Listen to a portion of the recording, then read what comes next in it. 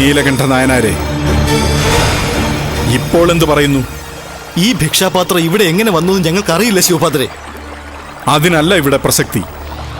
നിങ്ങൾ ഭാര്യയുടെ ശരീരത്തിൽ സ്പർശിക്കില്ല എന്ന് സത്യം ചെയ്തതല്ലേ? ഇപ്പോൾ ആ സത്യം സത്യലംഘനമായില്ല.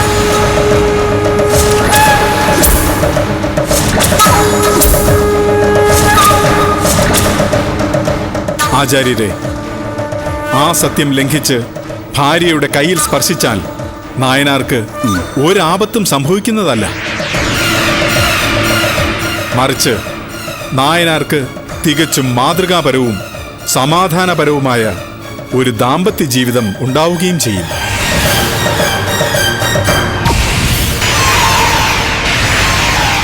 മഹാതപസ്വിയായ ശിവയോഗികൾ പറഞ്ഞത് കേട്ടില്ലേ? വടി ഉപേക്ഷിച്ച് ഇരുവരും ഒരേ മനസ്സോടെ ആ ഭിക്ഷാപാത്രം ശിവപാദർക്ക് നൽകുക.